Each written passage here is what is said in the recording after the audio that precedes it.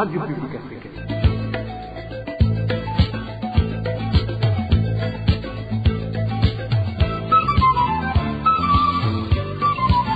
Radio Publique Africaine.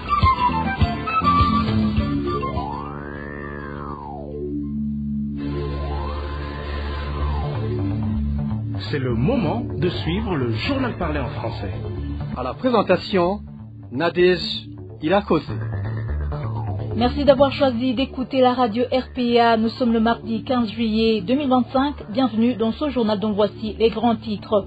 Il s'observe une recrudescence des découvertes macabres dans différents coins du pays. Ce lundi 14 juillet, 2 corps en tenue militaire ont été retrouvés sur la rive de la rivière Lusidi en commune Chibitoke. Manque de liquidité dans différentes banques au Burundi. Les citoyens dénoncent les problèmes auxquels ils font face actuellement au moment des opérations de retrait, vu qu'il y a des plafonds à ne pas dépasser. Effondrement depuis 7 jours du barrage hydroélectrique situé dans la zone Kayongozi en commune Luyigi. La coupure électrique suite à ce problème crée une paralysie des activités dépendant directement de l'électricité. Voilà pour le menu. Dans quelques secondes, le développement de ce journal. Bonsoir, ouvrons ce journal par la page sécurité. 2 corps sans vie de personnes en tenue militaire ont été découverts ce lundi 14 juillet sur les rives de la rivière Lusidi au niveau de la colline zone Lukana, commune Chibitoke en province de Bujumbura. Certains habitants de cette région expriment leur inquiétude face à la recrudescence des découvertes macabres dans cette localité. Emmanuel Ndaishimiye. Ces cadavres ont été découverts tôt le matin de ce lundi. Selon des témoins oculaires, ils étaient en état de décomposition très avancé. Les mêmes sources font savoir que, à part les tenues militaires qu'ils ont portées, aucune autre information sur ces gens n'a filtré. Quand on les a repêchés, on a constaté que ces cadavres étaient en très mauvais état. À part le fait que les 2 corps étaient vêtus de tenues militaires burundaises, personne n'a pu les identifier. On ne sait pas s'il s'agit de militaires burundais ou des Imbonerakure tombés sur le champ de bataille en RDC. Cette localité n'en a pas à sa première découverte macabre, d'où les habitants des environs craignent pour leur sécurité et demandent d'être informés sur ce qui se passe réellement. Les militaires ont vite accouru et ont emporté ces 2 corps sans que des enquêtes aient été menées. Cela nous inquiète beaucoup. Nous exigeons de la lumière sur ce qui se passe car il en va de notre sécurité. Ce n'est pas normal que des cadavres soient découverts et ici et là et que les autorités gardent le silence. En fait, on voit bien qu'il y a un ça ne va pas.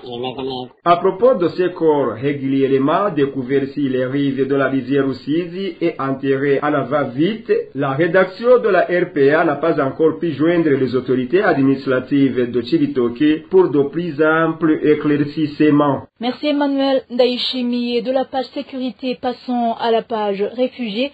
Il est regrettable de constater que des Burundais réfugiés dans les camps situés à l'est de la République démocratique du Congo ne bénéficient pas de leurs droits, alors que même des instruments juridiques internationaux existent pour les protéger. Déclaration faite par le porte-parole du parti MSD à la suite de la situation alarmante observée depuis la fin de l'année 2024, selon laquelle ces réfugiés ne reçoivent plus d'aide humanitaire en vivres du fait que les employés des organisations humanitaires ont fui les combats. Epitas Shimirimana appelle la communauté internationale et les organisations humanitaires à prendre conscience de la gravité de la situation et à agir de toute urgence en faveur de ces réfugiés. Je vous propose de l'écouter. Umugambo MSD turahagaritswe umutima n'ico kibazo kidasanzwe tukabona ko bibabaje kubona hariho abanyagihugu. Au sein du parti MSD, nous déplorons profondément cette situation dramatique et inacceptable et dénonçons le fait que des citoyens burundais se voient privés de leurs droits fondamentaux en dépit de l'existence de conventions internationales d'humains ratifiées garantissant à toute personne le droit à la protection et à l'asile lorsqu'elle est contrainte de fuir son pays d'origine. Nous tenons à rappeler aux autorités burundaises qu'elles ont, dans le passé, justifié sur les luttes armées par la nécessité de mettre un terme aux injustices et aux persécutions infligées à la population. Il serait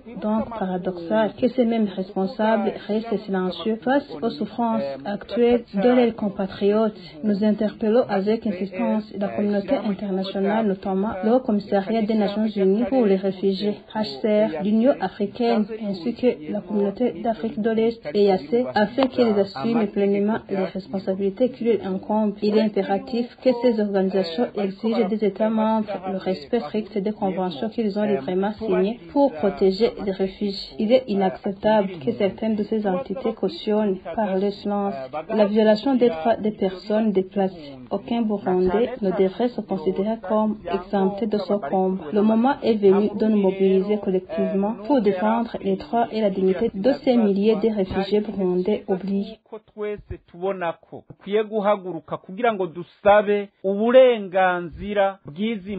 Et au camp de réfugiés de Nyarugusu en Tanzanie, cela fait 5 mois que le mode de distribution des vivres aux réfugiés burundais a changé. Désormais, chaque famille est tenue de se présenter au complet le jour de la distribution. Les réfugiés burundais demandent que cette nouvelle procédure soit suspendue, estimant qu'elle commence à avoir des conséquences négatives sur leur quotidien. Plus de détails avec David Claude Mbananayo. Dans le cas de Nyarugusu, les lieux où les réfugiés se rassemblent pour obtenir des aides sont répartis dans 2 endroits différents. Le premier se trouve au niveau du premier centre situé dans la zone 2, tandis que l'autre se trouve dans le 3e centre dans la zone 8. Selon les informations, depuis que l'ordre a été donné que chaque famille doit se présenter au complet le jour de la distribution des vivres, des scènes de foule se produisent. Des gens, y compris des enfants, des personnes âgées et des personnes handicapées, se pressent ensemble, ne parvenant pas à se frayer un chemin. Depuis 5 mois, la distribution des vivres est conditionnée par la présence de tous les membres de chaque famille, des nourrissons jusqu'à un enfant âgé de plus de 8 ans. Même les personnes très âgées ou en situation de handicap que l'on qualifie de vulnérables doivent se présenter. Lorsqu'on arrive sur place, le constat est bouleversant. En raison de la surpopulation, plusieurs familles rentrent chez eux sans qu'ils aient pu obtenir de nourriture. De plus, nos sources indiquent que c'est les personnes demandant de l'argent pour donner une place, d'autres devant gagnent beaucoup. Ce système engendre de nombreux problèmes. C'est ainsi que certaines familles rentrent chez eux sans avoir reçu leurs vivres. On leur réclame de l'argent. C'est devenu un véritable marché parallèle. On nous avait dit que cette mesure ne durerait que 3 mois, mais nous en sommes maintenant au 5e. Ces réfugiés burundais du camp de Nyarugusu demandent donc aux responsables du camp de suspendre cette directive car la consigne de réunir toute la famille pour la distribution des vivres a des conséquences négatives. Il donne l'exemple d'un enfant blessé vendredi dernier à cause de la bousculade.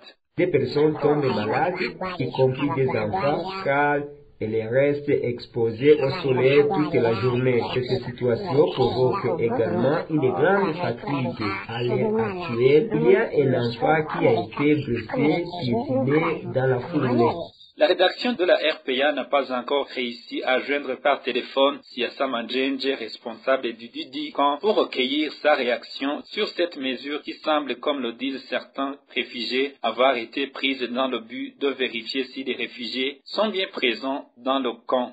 David Claude Mbananayo. Une courte pause et nous continuons avec la page politique. RPA. En page politique, tout citoyen burundais a le droit d'accéder aux soins de santé sans conditions préalables, comme le prévoit la législation nationale.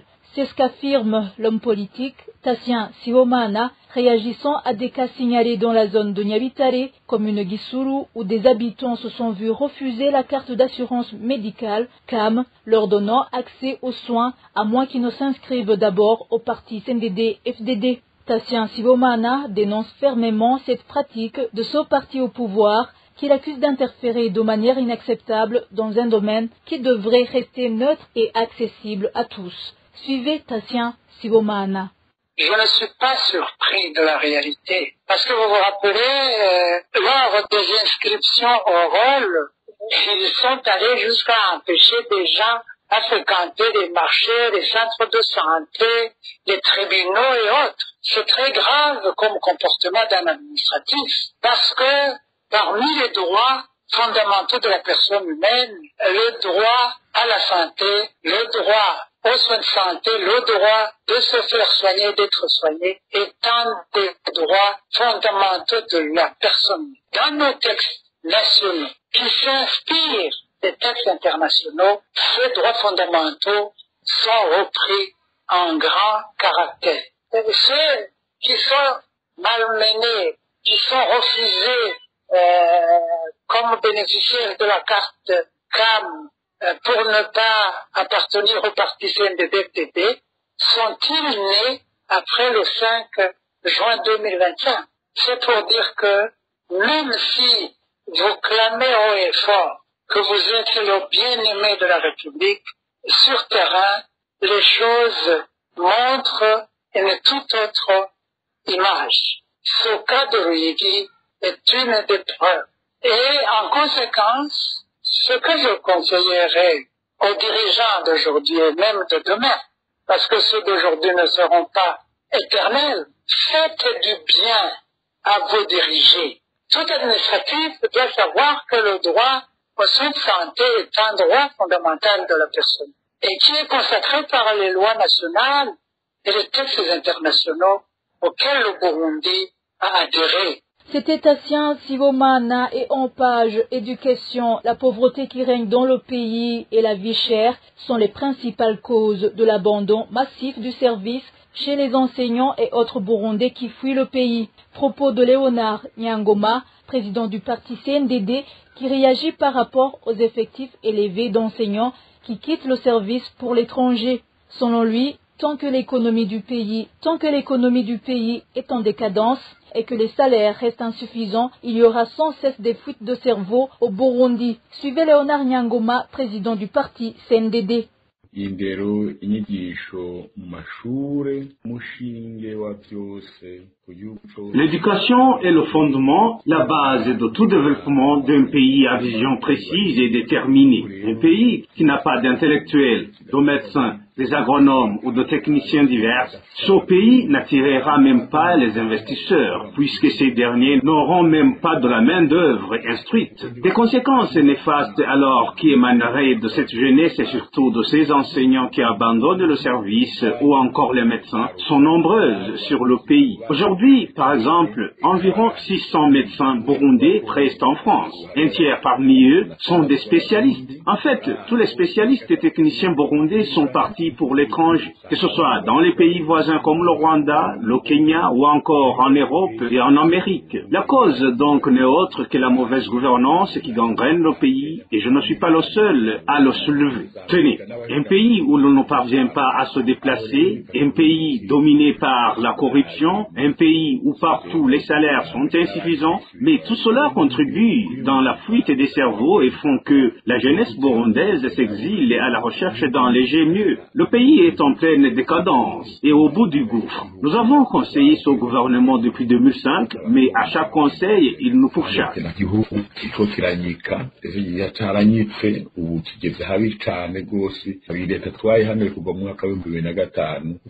Il est contre des gens intellectuels et spécialistes. Ce qui était important en fait, c'était la majoration des salaires, l'amélioration des conditions de vie de la population et surtout relever l'économie nationale afin que non seulement les enseignants et les médecins soient favorisés, mais surtout que tous les citoyens parviennent à mener une vie considérable.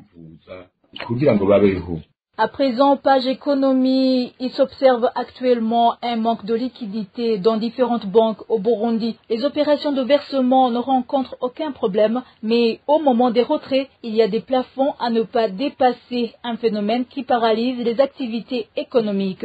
Les détails avec Désiré Hatungimana. Les opérations de retrait dans différentes banques du Burundi sont actuellement devenues casse-tête. Dans ces banques, personne n'est autorisé à retirer plus de 500 000 francs en cas d'un chèque à ordre. Le montant à ne pas dépasser pour les propriétaires d'un compte bancaire dépend d'une banque à une autre. Certains banquiers ont indiqué à la RPA que le plafond dans certaines banques est de 10 millions par jour, mais qu'il y a peu de banques qui peuvent aller jusqu'à 50 millions par jour. Même les milliardaires n'ont pas le droit de dépasser cette somme. Les informations que le RPA détient nous indiquent que pour les devises, le plafond est à $1000, mais la plupart des banques ne dépassent pas $500 par jour. Même si les banques fixent des plafonds, il faut avoir des connaissances au sein de la banque pour que les opérations de retrait aillent vite. Sinon, certains clients des banques passent une journée entière à attendre pour que leurs chèques soient payés. Les informations en provenance des banques nous indiquent que les clients n'ont plus confiance en leur banque, ce qui fait que les dépôts diminuent du jour au jour. Certains commerçants ont indiqué à la RPA qu'ils préfèrent circuler avec de l'argent liquide au lieu de perdre du temps dans les banques qui ne les servaient pas comme ils le souhaitent, ce qui fait que le taux de bancarisation est actuellement en diminution constante. Parlons société, cela fait maintenant 7 jours que le barrage hydroélectrique situé dans la zone Kayongozi, commune Ruyigi, de la province de Buhumuza, s'est effondré. Depuis lors, l'électricité est totalement coupée dans la région. Cette situation cause d'importants désagréments, en particulier pour ceux dont les activités dépendent directement de l'énergie électrique. Reportage de Balthazar Miburo. Les habitants de la zone Kayongozi, autrefois alimentés en électricité par un barrage local, sont plongés dans le désarroi depuis qu'ils ont appris l'effondrement partiel de l'ouvrage. Cet habitant affirme qu'environ 10 mètres du barrage se sont effondrés de leur côté. Elle indique qu'ils vivent désormais dans l'obscurité depuis plus d'une semaine. Il y a eu un effondrement. Il n'y a plus d'éclairage nulle part. Nous sommes dans l'obscurité totale. Environ 10 mètres se sont effondrés d'un côté. Notre source rapporte que ce manque d'électricité commence à avoir des conséquences importantes. Des exemples sont visibles dans les centres de santé où il est devenu difficile de conserver les poches de sang ou encore dans certains services qui nécessitent du courant et qui sont à l'arrêt. Les soudeurs ne sont pas encore à l'œuvre. Les hôpitaux fonctionnent mal à cause du manque d'électricité. Devoir acheter des bougies tous les jours devient un vrai problème. La vie semble à l'arrêt.